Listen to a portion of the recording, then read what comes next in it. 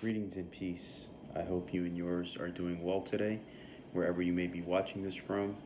Now, the title of today's video is discussing the three types of crimes that most people do against God, especially religious people. Now, the first being is that you're associating God with an intermediary, right? God, the omnipresent that has no beginning, has no end. You have to invoke that being directly and connect to that divine being directly instead of going through an intermediary or thinking that you associating with someone or something is going to help you get close to that source.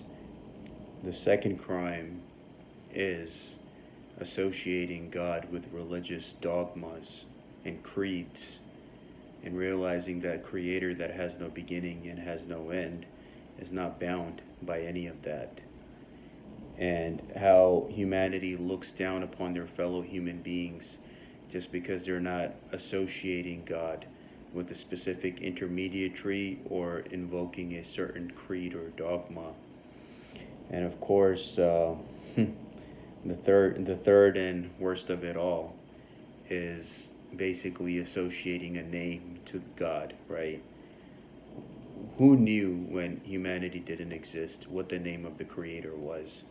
Just like how a child who is born, right, doesn't know what religion or race or background they come from. Those are attributes which are prescribed to them as they grow up, and they basically are defending those identities, something they never chose in the first place. So associating a name is also wrong. And I see that with a lot of people in the religious community, right? Their ego and hubris, just because they're going to the mosque or the church, right? They're looking down upon others. And if you don't follow that specific creed or dogma, they be like, oh, you don't believe what I believe, you're going to hell. Okay. Who are you to say that? I mean, in the Holy Quran, Surah 2, verse 62, right? Myself coming from the Sufi Islamic path, Allah, right, the creator, or what I refer to as the creator, tells us that it's not about what specific dogma or religion or creed you follow. It's about you being an upright, righteous person. That's what will help you.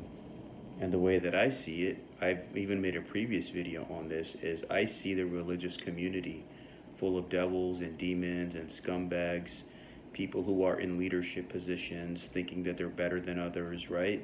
And they're actually manipulating and abusing the communities financially, emotionally, and in other ways.